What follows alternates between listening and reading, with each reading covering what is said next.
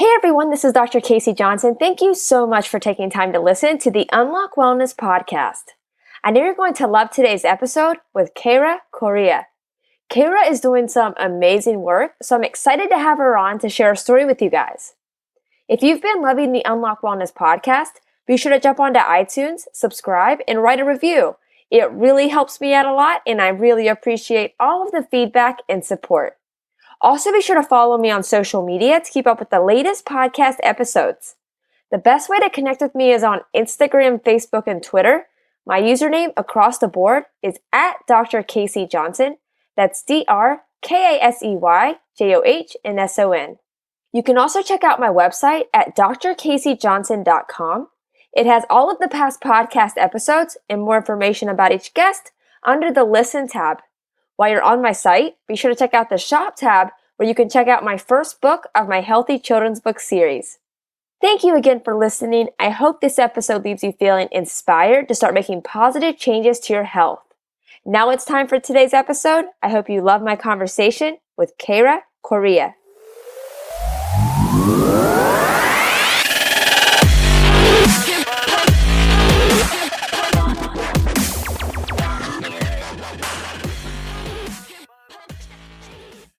Welcome to the Unlock Wellness podcast. I'm Dr. Casey and excited for today's guest. I'm here with Keyra Correa.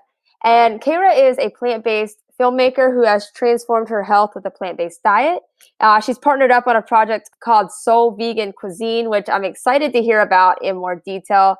But I'm just really excited for her to share her story and all of the amazing things that she's working on. So Keyra, thank you so much for taking time to come on. I'm excited to have you. I'm so excited to be here. Thank you so much for having me. Yeah, it's going to be fun. And, before we dive into all of the awesome things that you're working on, let's start with your backstory. So first off, where you are from and really just what your health and wellness looked like just growing up as a kid so we can understand just how it's evolved over time.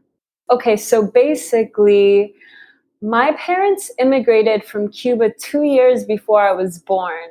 And they had no exposure to things like McDonald's and Wendy's, which my mom actually ended up getting a job there and working there for a few years while she was in school. And so they obviously, of course, wanted the healthiest possible life for me, but there wasn't that much information out there about what is the best nutrition. And there were a lot of people who would say, oh, everything in moderation. This is okay. Of course, the food pyramid that was taught in schools at the time incorporated all the standard American diet, the meat and the dairy and the eggs. So I ended up being very overweight. And I was a music kid, so luckily I had a passion while I was in high school, and I played oboe and clarinet and piano, and I was also a mathlete, so I was into math. But I always kind of wished that I could have done sports, but I was so overweight that I was too embarrassed to even try.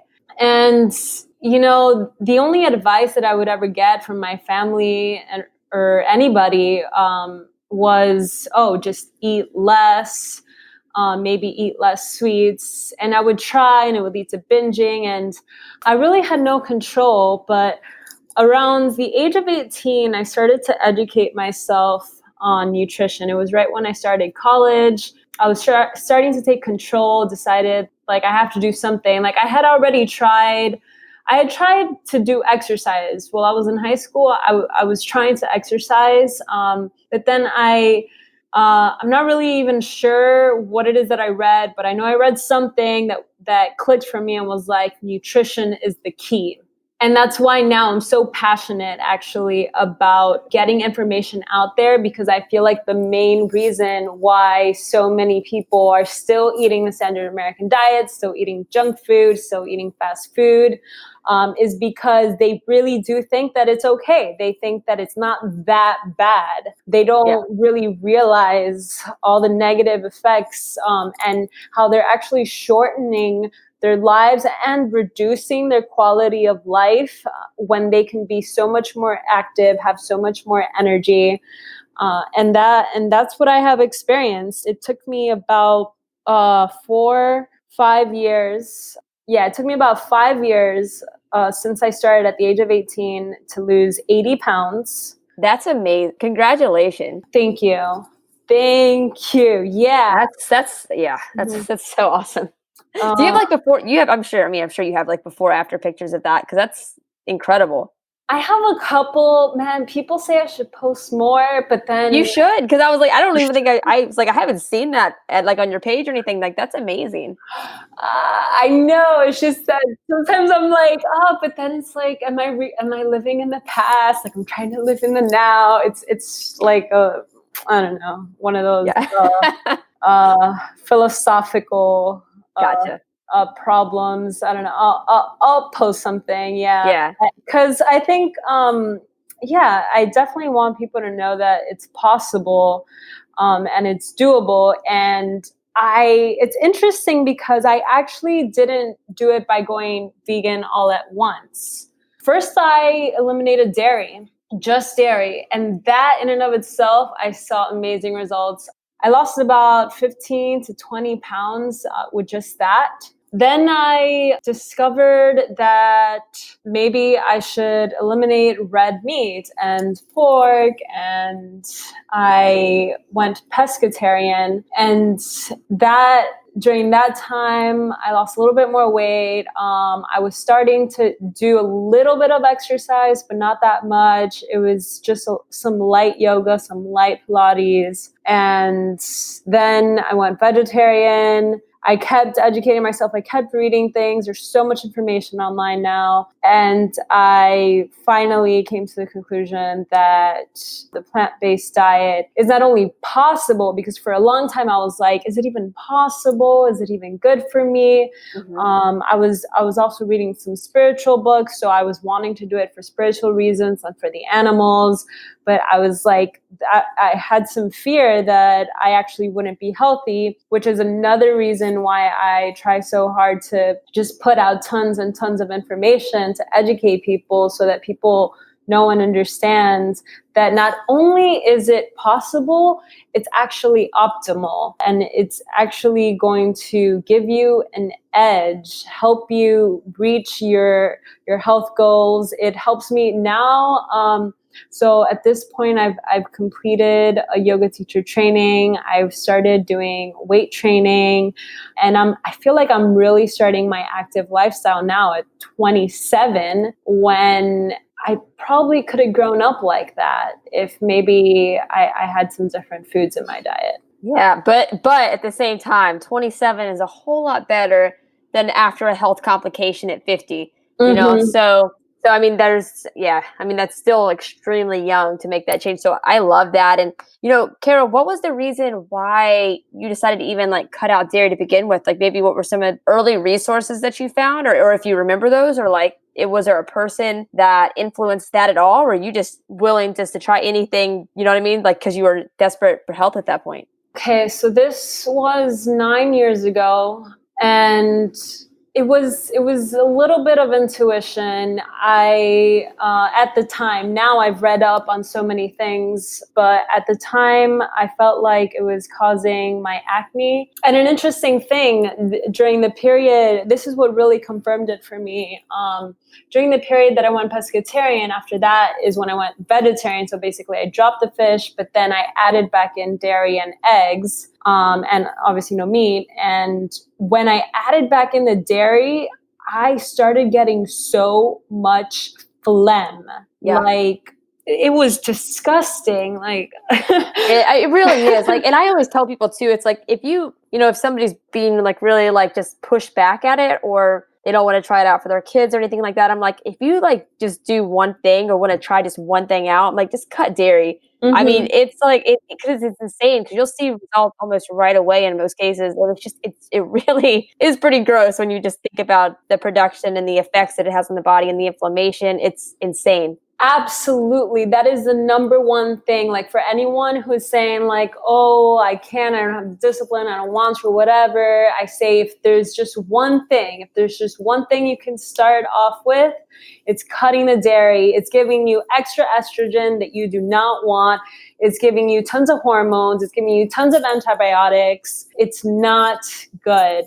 There's nothing, it's not even raw anymore. It's pasteurized. It's ultra pasteurized, actually. Right. It's just a super processed thing that is known to have pus in it and also blood from these cows that are not supposed to be lactating year round like that. And then, of course, the ethics of it and how disgusting these places are, that like it's almost impossible to keep them sanitary because of how many cows they have like together. And then you see them with mastitis. If you've seen any of the videos, I'm sure you have. Oh my gosh. And for the moms listening, if you've dealt with mastitis yourself, which I did personally, like it's the worst. And they don't take them off production for that. They keep them going. Oh yeah, right? So it's like, I just know how much pain I was in. Oh my God. Like it's the worst, Keyra. Like it is insane. So I mean, like if you've dealt with that, then you fully understand, like it's a painful process. But that's cool though, that was your route, because you don't have to jump in all the way. Like it can be a process, and everything, and it should be a process, because then you can really see how your body adjusts. I mean, unless somebody is ready to go all in, then that's incredible. But I think whenever you're able to just take it step by step and really notice how your body changes and how you feel, and just gradually work your way there, it's a lot less intimidating than saying, okay, tomorrow, done, you know? So I think that's cool that was your route. Yeah, thank you. You know, when I went vegan, one of the things that I noticed is that suddenly I was not getting tired. I was not getting brain fog. I had so much motivation to wake up in the mornings and exercise. I was discovering all these new foods. I was eating so many more vegetables. And the more I ate them, the more I craved them, because turns out your cravings are kind of dictated by what you're already eating. So if you change what you're eating, you'll start to crave those things. I remember being so surprised when I suddenly started craving carrots and kale. And yeah, but it's because I was eating it so much. Right. No, I mean, and it is crazy. And I mean, it really happens. And I like, if you would have told me that a long time ago, I'd been like, you're crazy, which I'm sure you did too. And it's like last night, okay, it's like 10 p.m. and I'm like, I really just need some Brussels sprouts. So I like at 10 p.m. I'm steaming some Brussels sprouts. You know, my husband's like, it's a little late for these Brussels sprouts, but it's like you really start to crave like all of these things when you make that adjustment. And I think that's a big thing with dairy, is because people have such a cheese addiction. But once you switch from that, alternatives like, I mean, not even like cheese alternatives, which are there, but I mean things like maybe something like hummus or like avocado, like those switches become more appetizing to you once you really kick that, because it is an addiction. It absolutely is an addiction. I mean, for anybody who doesn't know, it has casomorphine in it, which is a kind of morphine that acts as a sedative, which is the part that makes you sleepy, which is great for a little baby cow. Like after he eats, he goes to sleep, and then he's sort of addicted to his mother's milk, which makes him want to drink more so that he gets big and grows into this huge, big cow. Probably not a he's, probably a she. Actually, no, none of them get access to their mother's milk, sadly. But that's what they're supposed to be drinking. Instead, all calves are ripped away from their mother, and they don't get any of that milk because it's produced all for humans now. And it's making us very fat. It's making us overweight. It definitely is.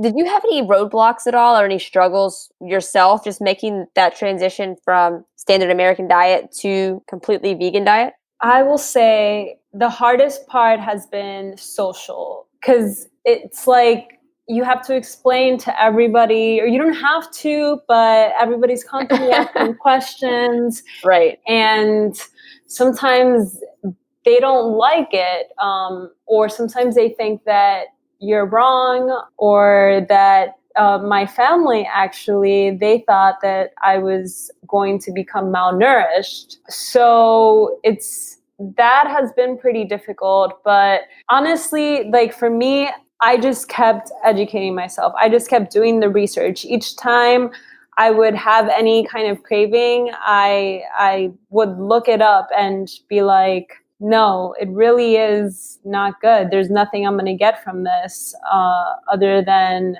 gut issues, possibly cancer. And I really didn't like the idea of taking extra hormones. And I read the statistic that the average American is getting about 30 rounds of antibiotics, mostly consumed through their food in their lifetime. And that's coming from animal products because they just go crazy with the antibiotics to keep them alive in those conditions. Yeah, it is. It's really crazy how much unnecessary things we're taking in, like antibiotics, from doing that. But yeah, I mean, I think like the social roadblock, I would say that's probably the number one thing that people are afraid of, because food is such a social thing, and a lot of people, it's very difficult to be the one that's not eating the thing that everybody else is eating. And it's like, I get that. Like it really is hard, especially in social situations. My biggest advice for anybody listening for that, and yours might be, different, Keyra, but a lot of the times they just want to see that you're consistent with it. I remember like something like Thanksgiving or something like that. I remember it took like 2 Thanksgivings before it was okay, like she's serious about this. And I think a lot of your friends and family just want to see you like be consistent with it. And then once they see you're consistent and coming in from a loving place, then it opens up room for conversations and questions that you probably would never expect to happen. So yeah, I mean, consistency and just coming from that like loving place. And for me, that's my advice. I don't know if yours is any different than that, Keyra, but if it is, please put it out there. Absolutely. Just, I guess, leading by example is the way to go. If you try to preach, it might actually end up giving vegans a bad name, a bad rep, which we see all the time. Yes. That's not the majority, guys.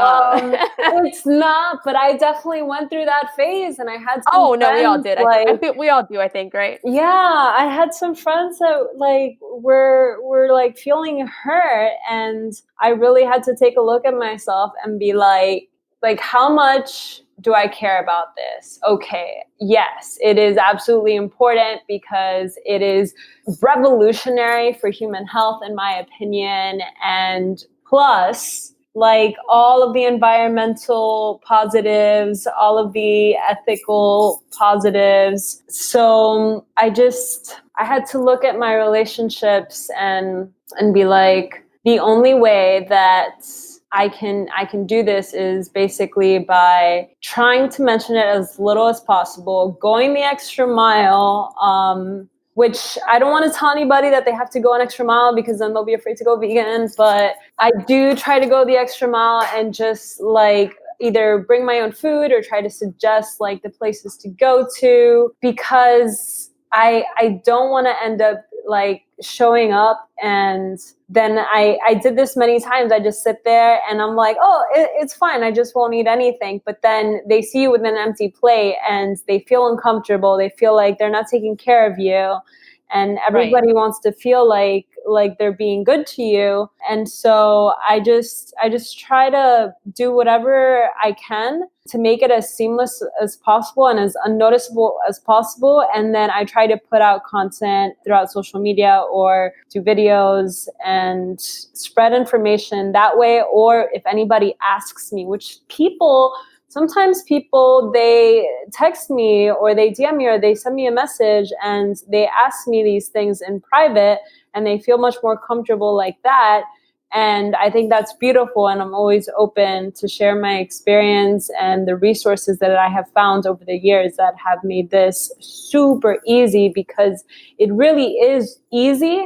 It's just that we're also used to the food pyramid that we were taught, and then we haven't really changed our formula. We just we took that and we ran with it. And then everything, we don't think about food at all. We're just thinking about our job, our family, all the things that we got to get done. I totally get that. Not everyone's going to have the time to focus on what they eat. Not everyone's going to have the time to do all this research. So I just want to make it as accessible as possible and do my part.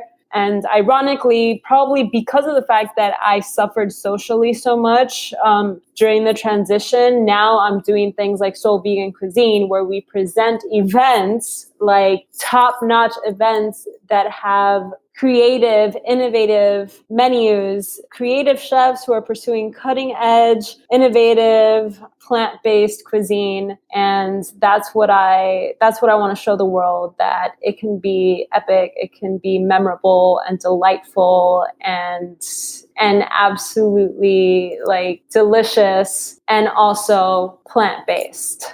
I love that. And I know we were talking about Soul Vegan Cuisine a little bit before we started recording, and it's you and Chef Soul, right? So yes. How did it all like get started? You're doing events, right? So like have the event started, or like what's it going to look like kind of going forward with that? I mean, like I know you guys are going to be doing some like videos and things like that. So so how did it get started, and what's it really just going to like look like just rolling out from now?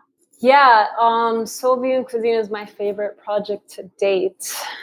So it started off where like a friend was like, hey, this person needs a volunteer to help roll some raw vegan truffles for a booth at Seafood and Wine. And in exchange, you get free tickets to Seafood and Wine. Oh, and that's an amazing event. Shout out to Seafood and Wine, by the way, because yes! I went 2 years ago and it was awesome. But I need to go next year. We'll talk about that later. We need to go. Oh, it's so amazing. The people who show up and all the booths and all the food, so much food, tons of food. It's endless. That's amazing. All plant-based, of course. And yeah, so I was like, yeah, I want free tickets. And I volunteered and I helped him make these truffles. It ended up being Chef Soul, actually. And I helped him in the kitchen creating those truffles for the event. And from there, we've actually continued to talk about like events and things like we're actually developing those truffles because they are in high demand. And so we're going to see how we can get it out to the public as soon as possible. Nice. Yeah. And so from there, actually, he and I started to talk a lot and noticed that we had a lot of shared values. And so we did start to kind of fall into a romantic relationship. He got you with the food, right? He absolutely did. You're right. I was so into nutrition, and I was like, these are all the nutrients that I need on my plate. These are my macros. These are my micros. Okay, yay, I'm healthy. And then he comes in and he's like, yeah, I know all about food, and I can also make it taste like really amazing. And there just isn't, even though vegan food can absolutely be so delicious, there isn't that much vegan food that resembles what everybody is used to as far as like the standard American diet, right. That actually tastes like really good. Oh, listen, there is plenty of really bad vegan food out there. Like we'll admit that. Yeah. Shout out to Beyond Meat though, real quick, because they are actually doing it so right. I'm so glad they went public and did so well. I'm so glad Tyson Foods is investing in them. And yeah, the future looks bright. But so like he really surprised me. And so he's half Cuban, half Brazilian. And so the dishes that he can create are not just like Cuban and Brazilian, but he's also well-versed in all kinds of multicultural cuisines because he meets so many people and makes sure to learn from them. And he knows all of these authentic recipes, and he makes them, when he makes something vegan that's not normally vegan, he really takes the time and care to create a texture and a flavor profile that will absolutely knock your socks off, that's actually going to remind you of that thing that it isn't, but be even better. I kid you not. Man, you would think that I'm biased, but really his food is really like, it's what made me think like, wow, like being a chef, like is like being an artist and a chemist, because he knows so much about the chemistry of food and how to create these textures and flavor profiles. It's crazy. That's awesome. And if I mean, I have had a small taste of that with his work. I know, like we were talking beforehand too, how he helped the menu over at Mission Kitchen in Orlando, which is amazing as well. So shout out to them. Like, it was so good. Plant Mission Kitchen. Yes, it was so good, man. Yeah, but that was really cool. Like whenever he brought that up, that Chef Soul helped with the menu over there. It's very cool. But no, but I love what you guys are doing, and I'm excited the content that you guys are going to put out too, just to help educate as well. And like you said, the more people that can just realize like that plant-based food doesn't have to mean just boring or just like a salad, like there's so many other options that you can go with it. So I think that's really cool. Yeah, and with Soul Vegan Cuisine, so our focus now is we actually have an event coming up on June 5th, July 5th, the first Friday of the month. And it's going to be at a loft in Atlanta with rooftop cocktails and a 5-course meal, a 5-course authentic Chinese meal. Nice. Yes, a collaboration with a chef from China, from a 2,000-year-old town that's on it actually forms part of the Silk Road, and it's on the banks of the Yellow River. And it's one of the origins of noodles. They do so many different kinds of noodles, and these recipes are over 2,000 years old, and we are making them vegan, along with the chef whose family, to tell you just a little bit about him, we call him Mr. Lee, and we're going to be putting this out and selling tickets very soon. But Mr. Lee, he left his town, and he was the very first one of his family in 2,000 years. His family, the Lee family, has been there for over 2,000 years. He was the very first one to leave and go to university, and he became a biochemist. And then he's now a food critic also in China. And now he's going to be creating a very unique and authentic to Chinese cuisine plant-based menu. So cool. I love that. Yeah. So that's the idea, to create these events where we want to give the opportunity to creative chefs who are doing cutting edge things, innovative things, bring them on board and create these memorable experiences with people with vegan food, vegan dinner parties. That's awesome. Well, when is it coming to Orlando or Miami? Because I need a ticket, need that invite. So. Yes, you absolutely do. And definitely coming to Miami very, very soon. So it's going to be in Atlanta and Miami and LA, but we are starting in Atlanta. Okay, cool. So, yes. Nice. Oh, that is exciting. And I know you're doing a lot of the like film stuff for the project, right? What even made you get into that aspect of just filming, editing? Because I mean, that's something that you're super passionate about too, right? Yes, I love filming and editing. I film on my iPhone in 4K, and I edit on Final Cut Pro. I have a DSLR in Miami, but it's difficult to travel with sometimes when I'm trying to go light. So I started making videos right around 2000. Can't even think of years right now. 2014.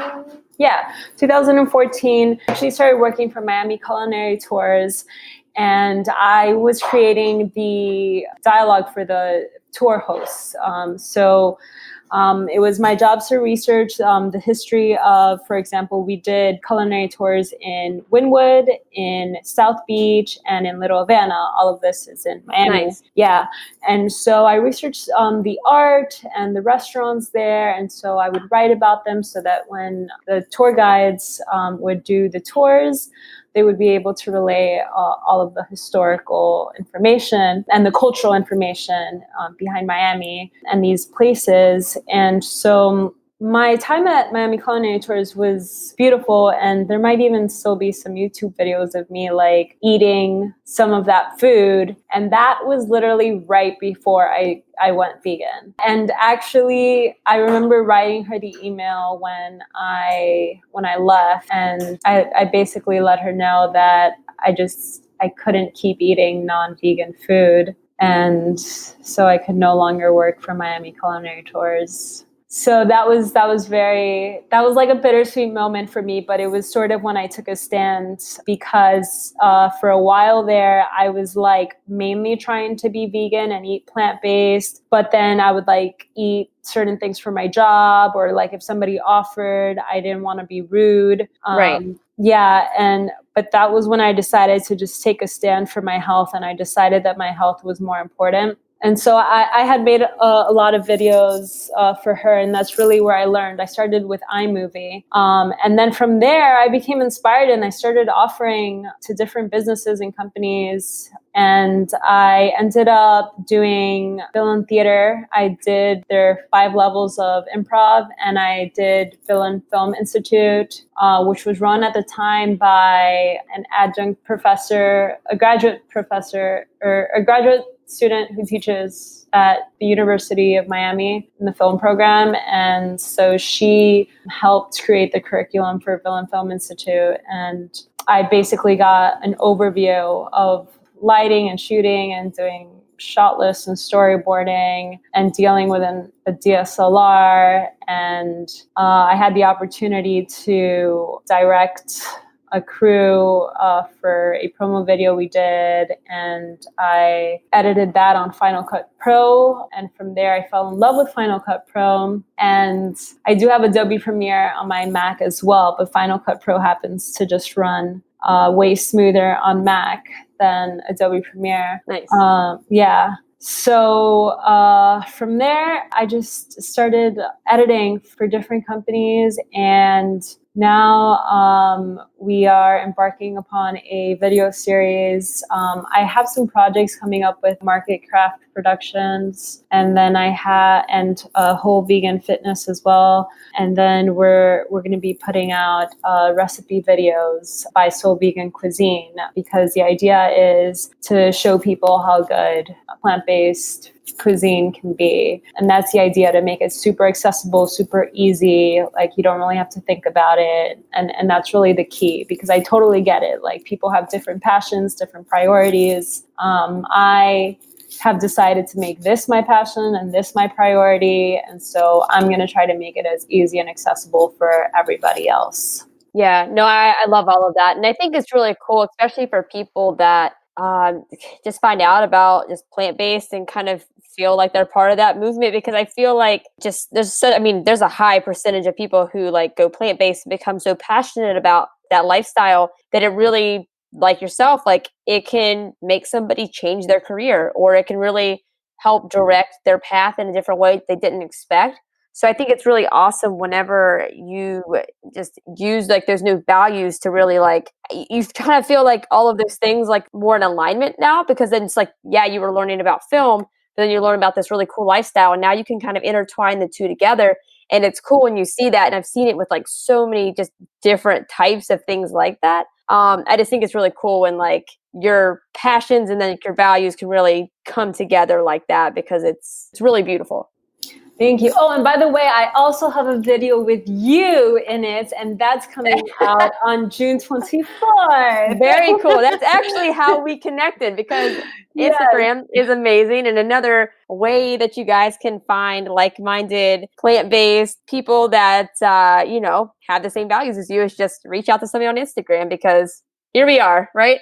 Yes, yes. And I love what's going on right now with the vegan community. There are so many more plant-based doctors now. Like, Yeah. I'd really love to give them a shout out, like just the people that obviously you are one of them, and anybody who hasn't heard of Angie Sadeghi, if you want. Yes. Oh my Yes. gosh. I Mhm. love her. She is great. I especially love her because she's a gut doctor. Yes. Okay. And actually, I'll name one more. The plant-based gut doc, Vanessa. She's amazing at plant-based gut doc.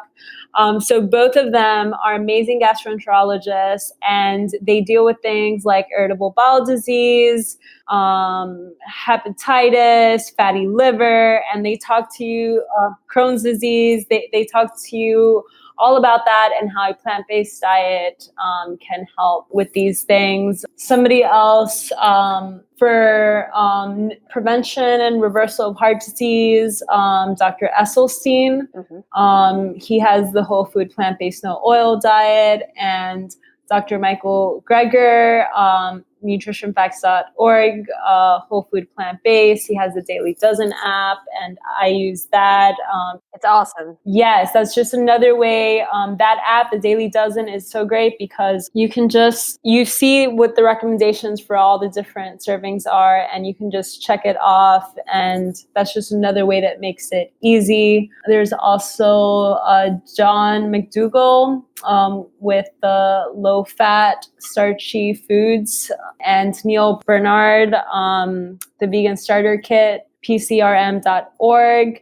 And also one of my favorites, actually, Brenda Davis, registered dietitian. She wrote Becoming Vegan, and she was a past chair of the Vegetarian Nutrition Dietetic Practice Group of the American Dietetic Association. So I wrote those down because I just think it's so important for us to look to doctors right now, but look to doctors who are really understanding the science, reading the studies, they're up to date, they're not stuck in their old ways, they're actually all about prevention. There's also Dr. Garth Davis, who is a surgeon, and like he talks about how he used to be like, oh, like, yeah, I'll just like cut you open and fix you up.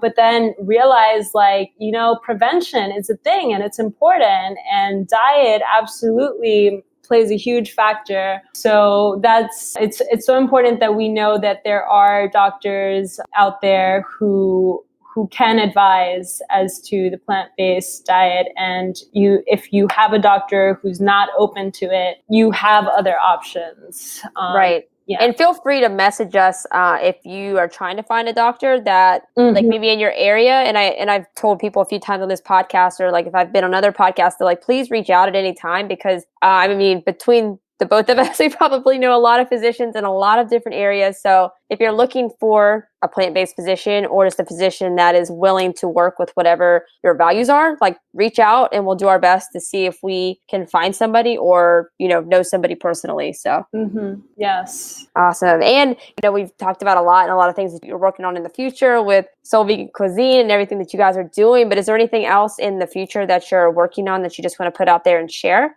or just continue to work with that, create more content? Yeah, look out for our events so you can have some fun and discover some delightful flavors through vegan multicultural cuisine. Look out for our recipe videos so that you can get more ideas for making some really awesome dishes that are going to impress your family and friends. And look out for my content. I'm just putting out as much education on nutrition and health. And sometimes I put out some ethical issues too. I'll talk about the animals sometimes. I don't put out as much on that, simply because I feel that most people are going to care more about the nutrition aspect, or they'll think like, oh yeah, the animals, but then I'm not going to be healthy. And like, I need to make sure that I'm healthy. And absolutely. So I'm going to show you that it is healthy. And I'm going to show you like what you could, all the, tips and tricks that has taken me like 5 years to figure out. No, I love it. And what is the best way for people to follow you on social media? That way they can keep up with everything going on, the events, the recipes. What's the best way for people to follow you? Cool. So we have at Soul Vegan Cuisine on Instagram. My personal is at Humble Vegan Warrior on Instagram, and at chef.soul. You'll also get tons of recipes there. And then you can also find me on Facebook, Keyra Correa, Keyra, and then Correa. And then our website coming very, very soon, soulvegancuisine.com. Very excited. It's looking amazing. Yes. Perfect. Now I'll put all of those in the show notes. That way people can just go click and give you guys an ad and check out all the awesome stuff that you're doing. And just Keyra, just closing question that I ask every guest. But if you just had one piece of advice for the audience, maybe it's something that's been your biggest takeaway on your wellness journey so far. But if you just had one piece of advice to give, what would it be? Okay, one piece of advice. Do as much research as possible so that you are as convicted as possible in your decision to go plant-based, and lead by example instead of preaching to anybody else. I think that's the best thing. Yeah, no, that's amazing. I love that. And Keyra, just thank you so much for taking time to come on. I loved having you, and I love the work that you guys are doing. And excited to meet up and collaborate more in the future. You guys need to get back over to Florida soon. Yes, very soon. This is only the beginning. We're going to keep doing stuff. Yeah. Perfect. Thanks again, Keyra. Cool. Thank you. Have a great one. Thank you guys so much for listening to today's episode. I hope you loved my conversation with Keyra. She's doing so much positive work, so be sure to give her a follow on social media to keep up with everything that she's been working on. You can find her social media links that we talked about in the episode in the show notes, but you can also find them on my website as well at drkaseyjohnson.com. That's drkaseyjohnson.com. Click on the Listen tab. Then from there, you'll be able to see all of the past guests that have come on the Unlock Wellness podcast, read a little bit about each guest, and be able to click on their social media links, websites, all of that. So all of Keyra's information can be found on my site as well. If you guys loved today's episode with Keyra, be sure to jump onto iTunes, subscribe, and write a review. It really helps me out a lot, and I really appreciate all of the feedback and support.